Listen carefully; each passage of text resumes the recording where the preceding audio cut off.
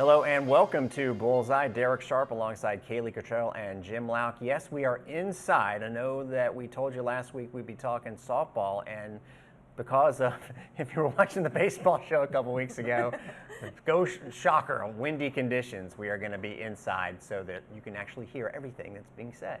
And there's a lot to be said with Ken Eriksen, along with two members of his pitching staff, Payton, Dixon, and Julie Apostolakos, who you had a chance to talk to outside, actually. Yeah, and she's got quite a story. Oh my gosh, what a neat, interesting gal she is. Was on the Greek national team, got to represent her country, and she told some stories about that. And then also super into weightlifting and powerlifting. Not only into it, but holds a couple world records. Wow. So I told Payton that, and she didn't even know. She said, that's why her legs are so strong. She's like, she's in there squatting like 2 times the rest of them. It's one thing. She's a cool gal. One thing to be into. So, I mean, I'm into indie rock, but I can't play guitar. So to actually be a champion, that's good. And of course, we're going to get plenty into softball. We'll tell you in our last segment what else is going on, including a spring football game coming up this week. But we want to mention what happened at the Red this weekend. Jim Louk, I know you called it for the TV side. I might have gotten a little excited on the radio side calling the sweep.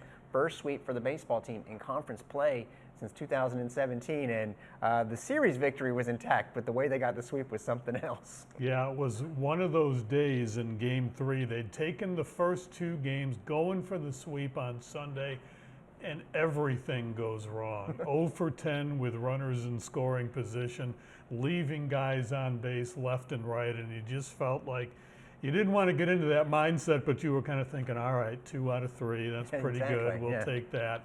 They come back with 2 in the bottom of the 9th, and then the squeeze play in the 10th to complete the sweep. So a great moment for them. They're right near the top now in the conference standings, have a really big series in New Orleans coming up against Tulane. But if things take off from here, that's the weekend we're going to look at, where it kind of turned around for this baseball team. Just a great Friday, Saturday, Sunday for them. And they had come off losing 3 in a row. Hunter Mink gives them almost a second straight complete game, and then Jack Siebert. Those 2 guys combined to walk 1. That again helped secure the victory. Matt Rose got named to the weekly honor roll in the American, and they are going into weekend 4 in second place, only a game out of first. Softball, meanwhile, has found out that this new collection of AAC teams is pretty difficult because their first 4 series, they won the first game only to drop the next 2, but last weekend went to Memphis and won 3 in a row. So they're right there, and they host Wichita State this weekend, and that is a chance to not only keep winning, but really move towards the standings top. And I know that Ken Eriksen will want to talk about that. We'll also talk with another member of the football staff that's gotten a little bit of a job title description change. Yeah, Coach Jack Taylor was with our receivers last year with Coach Washington, and got to talk to him because he's now with the tight ends. And one of my favorite things he says is that hopefully, you know, one of the guys in my room will make a run at Sean's record one of these days. So super cool guy on and off the field, and I know our players love him, already have a connection with him.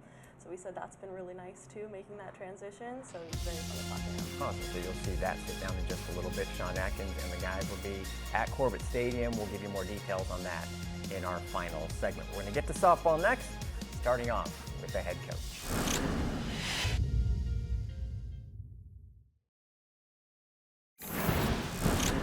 Definitely an honor to be joined by Ken Eriksen and Jim Louk here to discuss some USF softball, the winningest coach, not that anybody's counting, but obviously in softball history, but in school history, and we're not going to make you blush too much here, but do you ever think about some of the stuff you've accomplished, Ken, or you just move to the next game? Well, I feel like I just got here in the fall of 1979, to tell you the truth. I mean, every time I walk on campus and see the energy that goes on, and then remember getting my first time on campus, it seems like yesterday, you know. Wow. So I really haven't had the time. I'm sure at one point, you know, when it's all over, you sit back and realize that, you know, there was a time frame that started and a time frame that was in the middle, and accomplished a lot with things. But no, I never really have had the opportunity to sit down and talk about stuff. But, you know, every once in a while when I sit down with you guys, you reminisce about times that have occurred, especially because you've been here longer than anybody. So.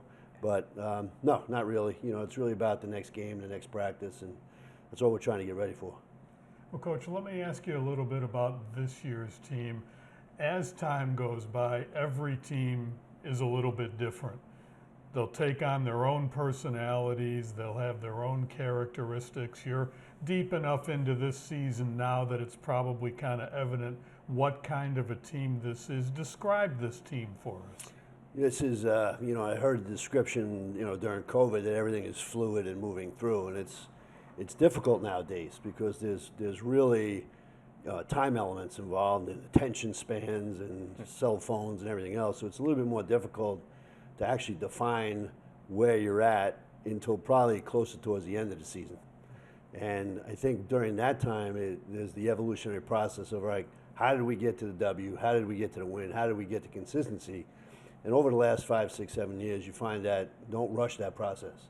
Yeah. It takes care of itself because these young people are on their own time frames of what goes on. And retention and teaching is they're two things that dissect a little bit, but you have to be relentless as a coach nowadays and reminding people every single day what the task at hand is. So right now, who are we? It's a good question.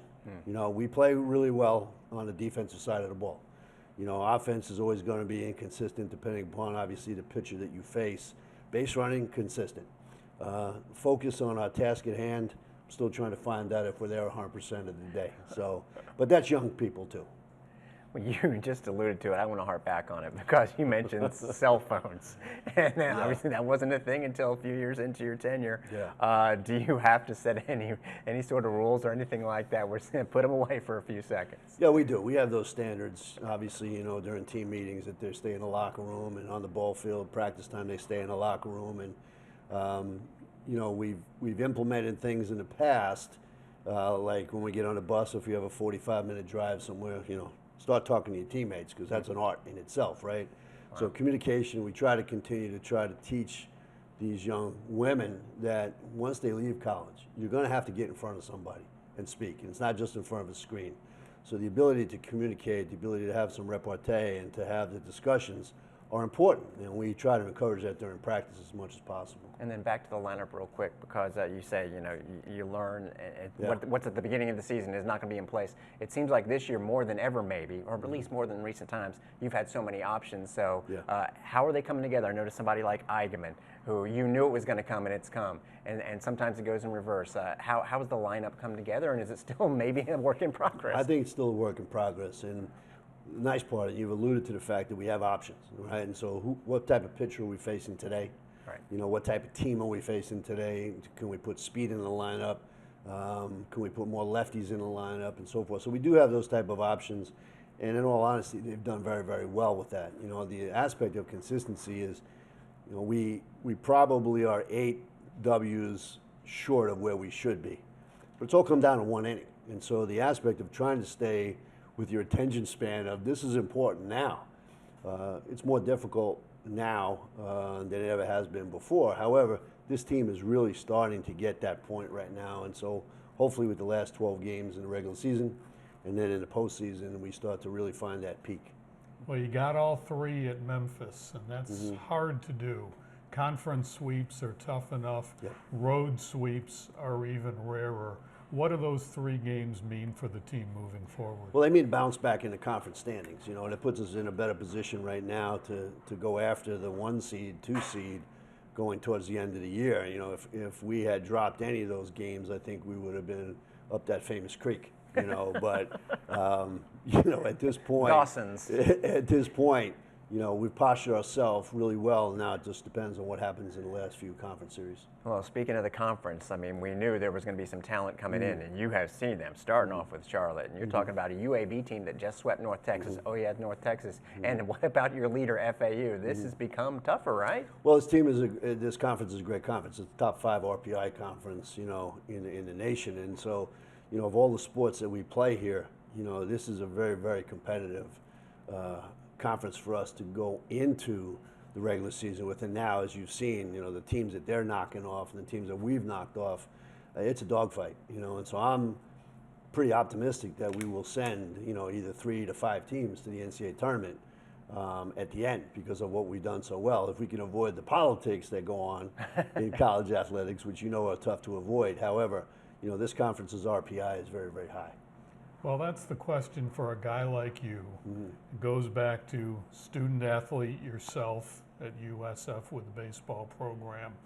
College athletics has very little to do with what it was 30 years ago. Yeah. You're navigating the changes pretty good. You're putting out a winner every year. Yeah.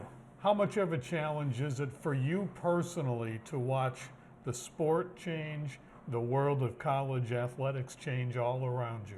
You know, you still have to stay with your standards, and you still have to do the structures and your disciplines and all those type of things. And during the recruiting process, we make it known, like, this may not be for you, you know, what's going on. At the same time, you know, you have to listen to young people because what they have to say is very, very important. And if you don't change with the times in respect of, you know, what's their norms compared to what the norms were when Robert Roberts was coaching us and those type of aspects, then I think you're doing yourself a disservice, and you're doing yourself a disservice as a teacher. So remember, the important part is people call you coach, right? But you're really a life skills teacher that relates the game. And if you know the game really well, you can relate that to life. But you can't give away your standards. And the standards of structure and discipline and doing the right thing. And, you know, see a piece of paper on the ground, pick it up. You know, just don't ignore these type of things. And these young people have a tendency to be in a silo right now because of that screen that's in front of them. And then the correlation of communication. So you have to learn to communicate on their level to a point, but also communicate how the game is supposed to be played the right way. And so, yeah, I give my assistant coaches and my family a lot of credit for keeping me up to speed with the trends that are going on, right? But you have to read. And I don't think enough people read, and I don't think enough people in coaching read things. You know, they see things, but they don't read and understand stuff. So it's a lot of studying to keep up with successes. If you ever want to read and understand, have a conversation with Mr. Eriksen about the rules of softball, which I did and learned a lot. We're not going to get into that here because my head was spinning, but the man knows his stuff. I want you to brag more on your staff. And speaking of communicating, it looks like whenever it's you and Coach Navis, yeah, it's like, you know, a stand-up routine, by the way, whatever you guys are saying. I can't read your lips, but it seems like it's always funny. But you've got some experience. We do. You know, let's go start with Coach Jim Badia, you know, who was a head coach at Tennessee. He was a head coach at Oklahoma. He's been around the game for 35 plus years. And then Coach Navis, same way, you know, 25 plus years. I'm not going to give away her age. She'll kill me. But, you know, we've known each other for a long, long time. And actually, the first time I met Coach Navis was she was playing for Oklahoma City University, and I was in my first or second year coaching at USF. And so she was a pretty darn good player, and then translated into the coaching parts and teaching. And then Carla Claudio Rivera, you know, who played for me here at USF and plays with the Puerto Rican national team right now, one of the best hitters in the world. So you've got some great on-field experience. Jim played fast pitch softball, Lisa played fast pitch softball, and I had a decent career playing. So, you know, the aspect of we've been in the fire, so it's easier to relate to the players of the nuances of the game. But yeah, that's a great experience. And so to have two former head coaches in Navis and Badia, and then have Carla Claudio, who's a very, very smart young woman, to be on staff has made my job really, really easy. Impressive. Darek and Caylee had a great visit with Payton Dixon on this show. I'm fascinated by your pitching staff, the way you've been able to rebuild it. When you lose generational talent like Georgina Korek, and I know it's been a couple of years now, but it has to just feel like starting over when you lose somebody that was that talented and also that durable, that took that many innings. And you've been able to bring this pitching staff back around to have depth and versatility.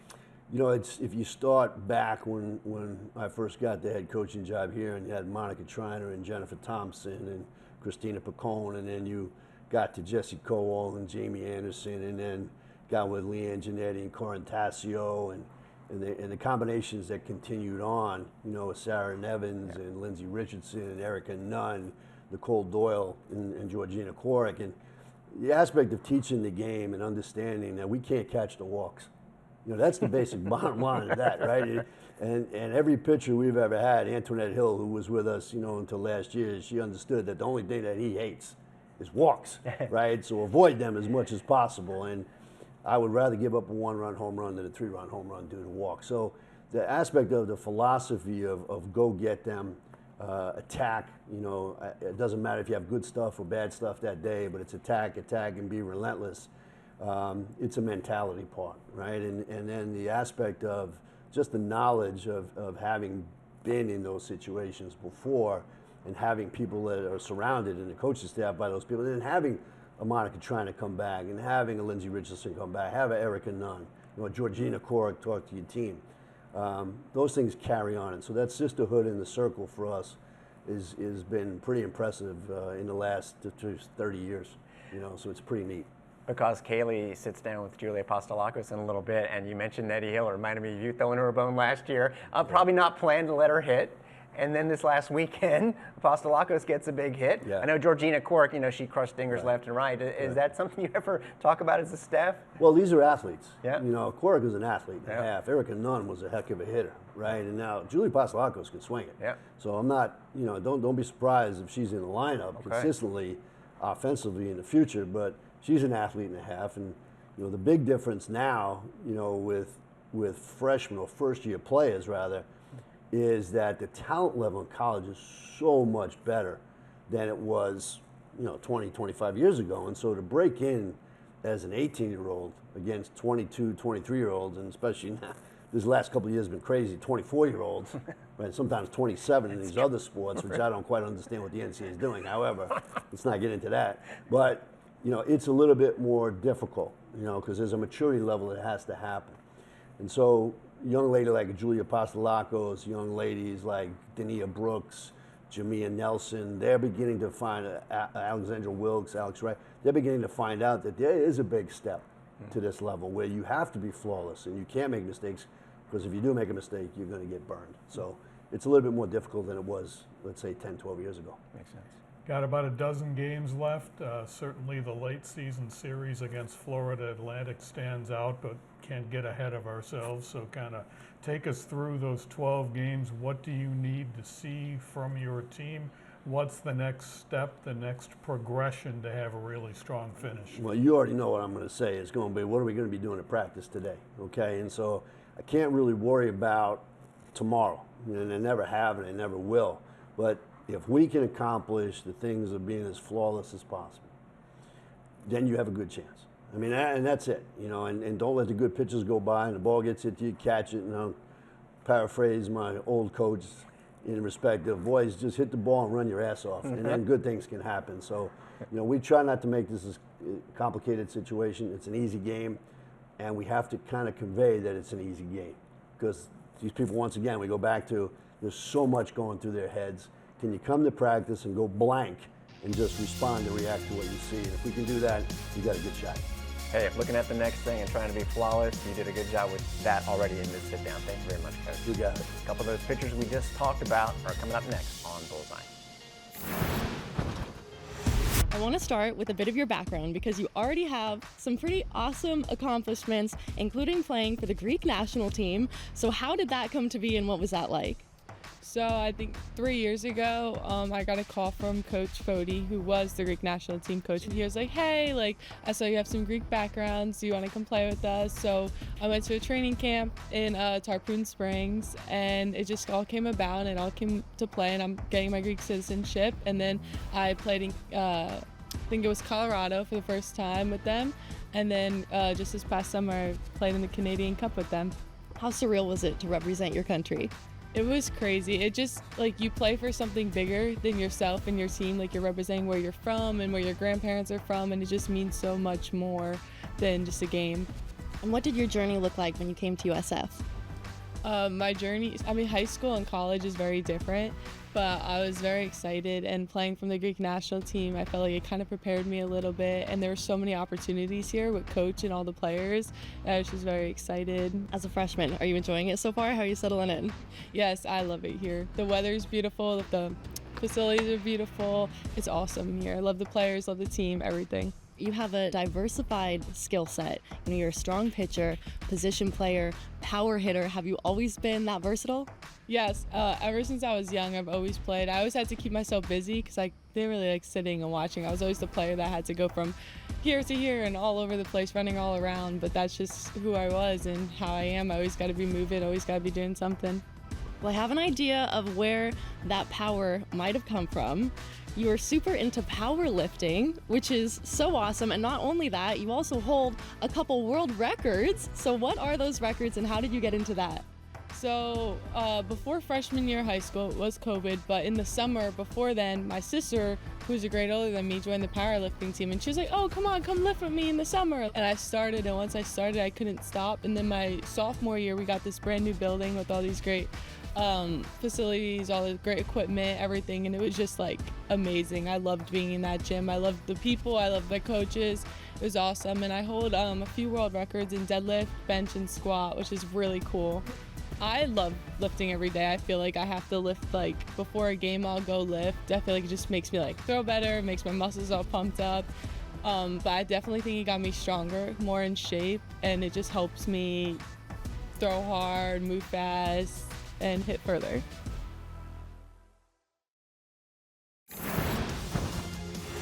Here back inside the Hardwood Club, our special location for this softball-based program with Payton Dixon of the softball team. First of all, let's go ahead and get the elephant in the room out of the room. That shirt looks familiar. Is it your shirt or is it Julia's shirt? This is my shirt. What? She came in clutch at the interview, though. Yeah, a little team, a little, helping out a fellow member of the staff.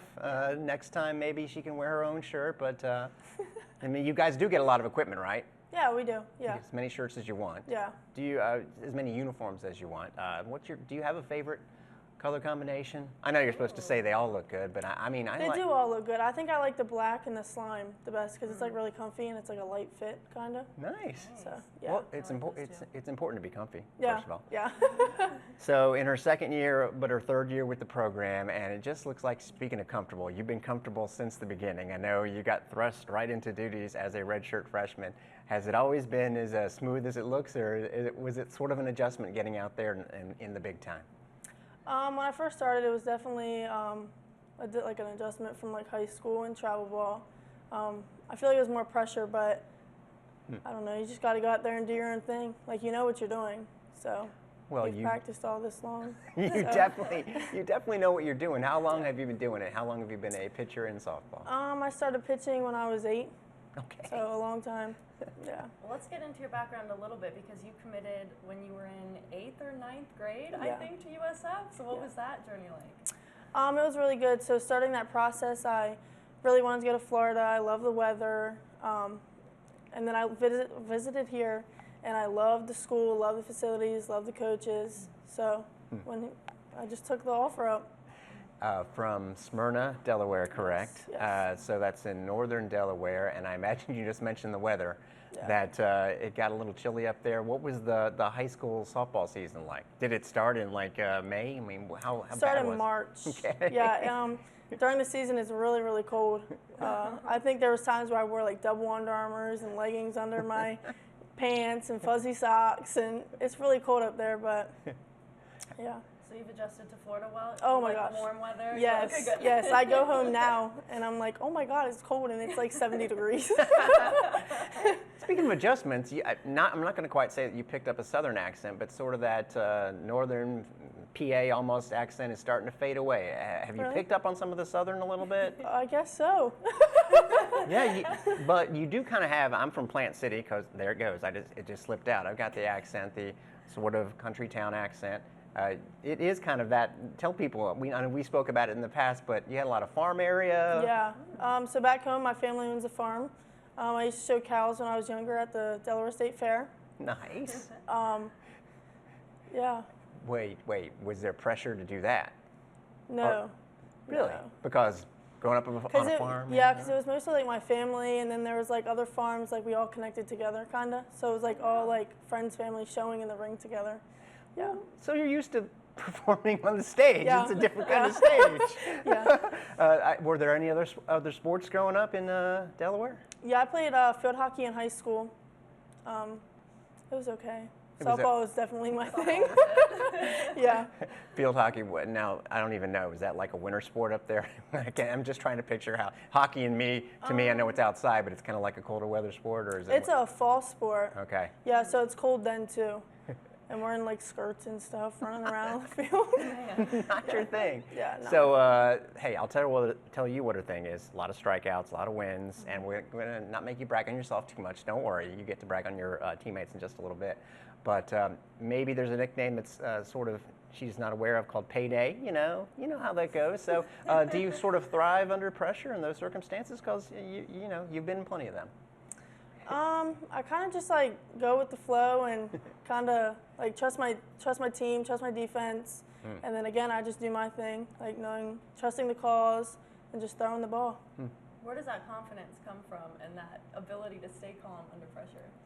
Well, I don't really think of like it as pressure. I don't really think of anything when I'm on the mound. If I'm being honest, I just sing to myself, and Sing to yourself? Yeah. What are you saying? I think of a letter, and then when I go with the letter, I just think of a song to go with it. All right. Wow. Let's stress this point a second. When people are watching, you're going up against whoever, the Florida Gators, College World Series team, which you have this year, a bunch of good teams. And here comes a pressure pitch. There's maybe a couple runners. I know there's usually not a couple runners on, but just go with this example. You're thinking of nothing. Nothing. A song. Nothing. Now, when you get the big strikeout, what do you hear then? I'm sure your teammates. Well, I'll be honest with you. I can hear everything that Coach Eriksen says in the dugout. Like I can hear that man from a mile away. I hear that, and I hear Kathy Garcia. She'll start like yelling, and Marissa Travelpiece. It's like a good feeling, but then knowing I have to get the next one too, so I can't like hype myself up too much, Well, that's interesting to hear. The strategy works. Yeah, and she mentions Ken because I'm always curious, and I call the games on the radio, and I always see him. Obviously knows what he's talking about up there, but he will every now and then just sort of take his time and then say a phrase, a quick phrase or a quick word. My question is he a lot in your ear, or during the course of the game, does he mostly let it play out and kind of pick his spots when he gives you advice and that kind of thing? He usually lets it like play out, and then if something's going wrong, then he'll say like get my foot down, or my timing's off, or on my changeup don't slow your arm down, things like that. Good like deal. Little reminders. I can see that. What's it like being coached by him? What's your relationship like with him? Because he's like a USF icon. It's awesome because we kind of like connect on the same page. So like what he says like makes really good sense. Like working with him for so long, and like understanding like his tone of talk, I guess. I don't know. We work together very well. Well, obviously, and you know what? He's had you working obviously a lot as a starter, but every now and then you'll come out of the pen. So I'm curious about that. When it's a day when you're not starting, do you prepare yourself as though you're going to pitch, or does he tell you get out there and get ready?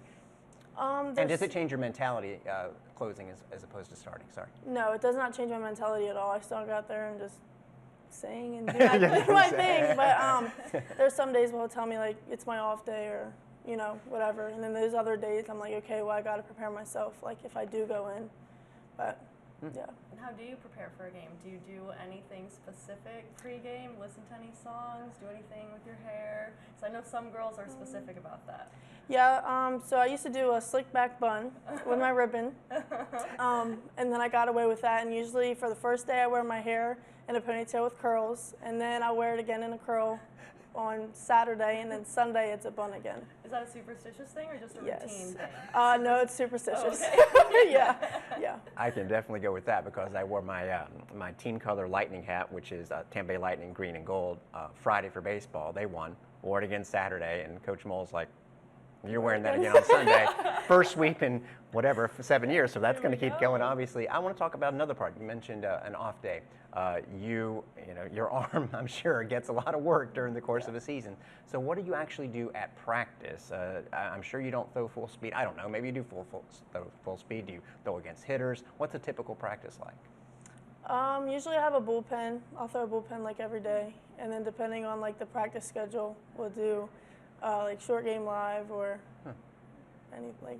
Well, the other ulterior motive for asking that question is, do you actually get to square off with any of your teammates in a real life situation? And if so, who's the toughest one to square off with? Honestly, I try to go after my roommate, which is Emma Humplick, because I live with her. But everybody, like, it's definitely a competition to like try to go after your whole teammates. Like, it's like fun. It's just like a game. Okay, yeah, that's all right. Payday. Keep doing what you're doing. Thank you. Thanks for joining us here on BullsEYE. The show continues in just a bit.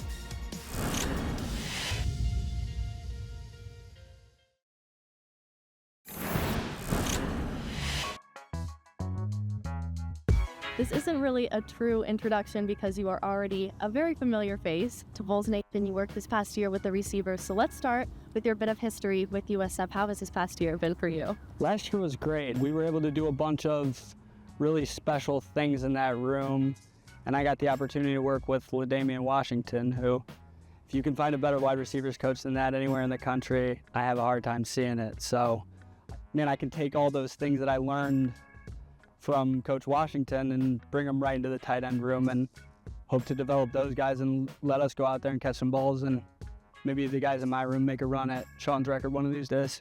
Making that transition to leading this group of tight ends, I know you already have such a great connection with the players. So how has that transition been for you?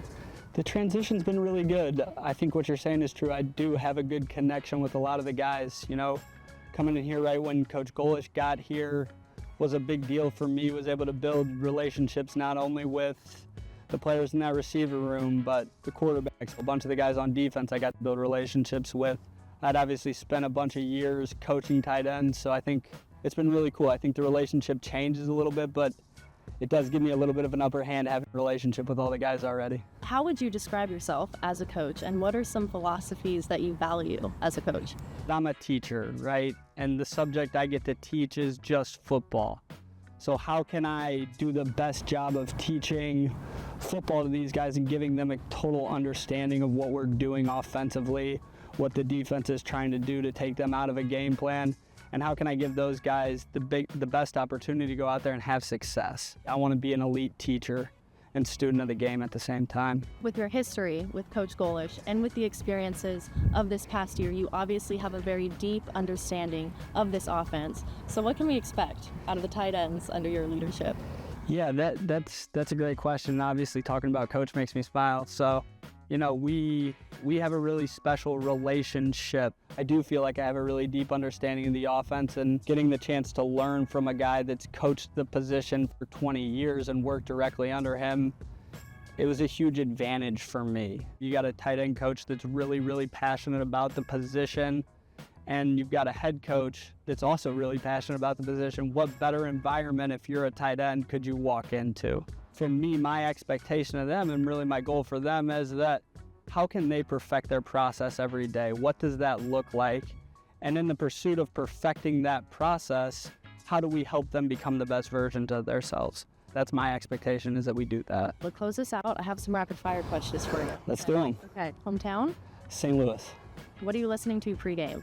Man, I got into a pretty good pregame at team this year. It was always Drake. So Okay. on the bus, it was something relaxing, country, something like that. And then hit the stadium, it was always headphones on, Drake, take a little lap around the stadium. Favorite place you visited because of football? I get to say Tampa, right? Like, There we go. palm trees and football, what else is better than that? Paradise. I love it. If you could have dinner with any pro athlete, past or present, who would it be?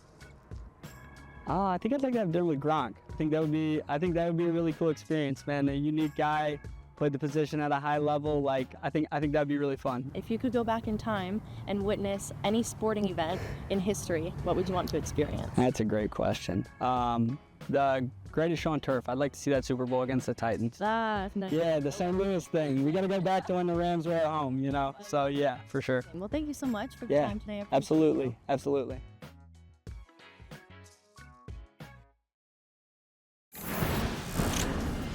Hope you enjoyed all of those conversations. We sure did. We didn't get into the whole schedule with Ken Eriksen, but in case you didn't know, it's not just the fact that they played, two College World Series teams from last year on the same day, Washington and Oklahoma State, up and down their schedule, the Gators twice.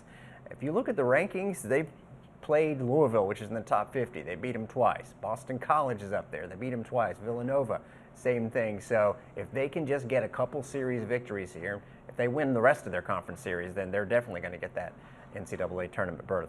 And we're looking forward to calling the games on the radio starting this weekend with the Wichita games beginning Friday at 6 o'clock, and then this weekend 2 more games. I know that it'll be on ESPN Plus as well. Speaking of video and radio, no video for the spring game, but it looks like a lot of people are going already. Jim, is sold out.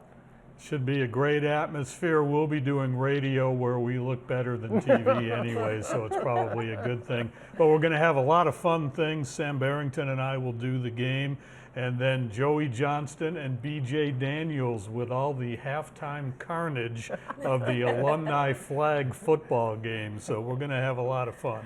Tell you what, if you listen to anything else, and of course we have the games on Bulls Unlimited. If you're there, don't worry about it. We'll replay it plenty. But I want BJ to really give his former teammates some stuff as they're struggling. But that's just going to be a fun day all around. And speaking of football, on the serious side, you get to hang out at some practices like nobody else as the insider. So what have you seen so far? Yeah, I cannot wait for the spring game. I was at the scrimmage this past Saturday. Oh, spill the tea. Good to see some Byron Brown touchdowns again, and also Gunnar Greenwald. So how about Jack Taylor and those tight ends already off to a good start? So I'm stoked. I cannot wait.